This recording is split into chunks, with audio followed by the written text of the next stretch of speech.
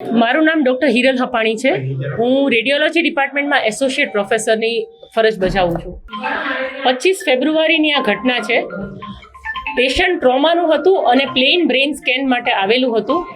11:20 પહેલી વાર એમણે સિટી સ્કેન વિભાગમાં એન્ટ્રી લીધી હતી અને ત્યારે ઓલરેડી એક સિટી સ્કેન નેક વિથ પેરોટિડનું કોન્ટ્રાસ્ટ સ્ટડી અંડર એનેસ્થેસિયા ચાલી રહ્યું હતું.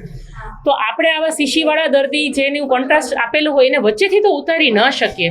એટલે એ દર્દીનું સ્કેન પત્યું અને તરત જ આપણે આ દર્દીને અંદર લીધું. 11:50 પેશન્ટનો સ્કેન ચાલુ કર્યો આપણે અને પેશન્ટ હલતું હતું એટલે આપણે એમને ઉતારી લેવા પડ્યા. 12 વાગે આપણે પાછા એમને ઉતારી દીધા.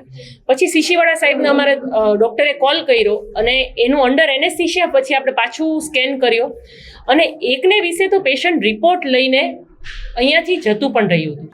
રોજના આપણે લગભગ સિટી સ્કેન 30 થી 35 જેટલા થઈ જતા હોય અને એમઆરઆઈ આપણે 20 થી 25 જેટલા થઈ જતા હોય. સિટી સ્કેનનો સરકાર દ્વારા નિર્ણય કરેલો ચાર્જ છે કે પર બોડી પાર્ટ 1000 રૂપિયા અને એમઆરઆઈનો પર બોડી પાર્ટ 2000 રૂપિયા. ભાઈ આ જ વસ્તુ તમે કદાચ પ્રાઇવેટમાં પણ ગયા હોત ને તો આનાથી ઓછા સમયમાં તો હું નથી માનતી કે થઈ શક્યું હોત, કેમ કે પેશન્ટનું અંડર એનેસ્થેસિયા આપણે 1 કલાકની અંદર એમને રિપોર્ટ આપીને એમને આપણે જવા દીધા હતા.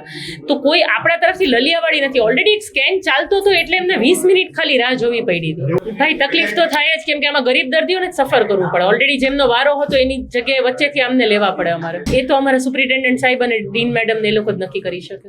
પ્રકાશભાઈ, ક્યાંથી આવો છો? નવા ગામ.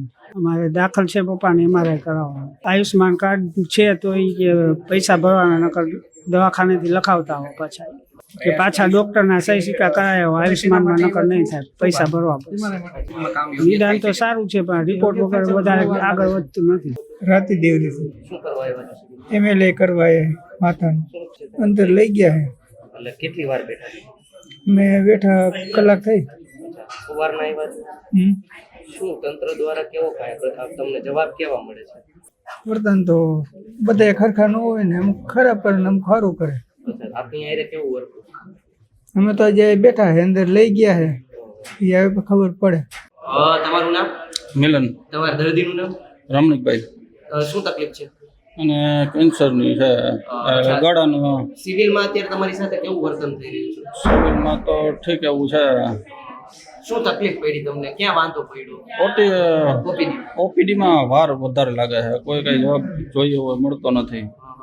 કેટલી કલાકો થઈ જાય? ત્યાં દિવસ આખો હોય છે. અહીંયા શું તમને વારા પ્રમાણે બોલાવવામાં આવે છે? કઈ દિવસ નક્કી કર્યો હોય છે કે શું હોય છે? વાર પ્રમાણે બોલાવે, પૂછીએ તો કે વાર લાગશે. ઘડીકમાં જોઈએ તો પૂરતો સંતોષકારક જવાબ નથી મળતો.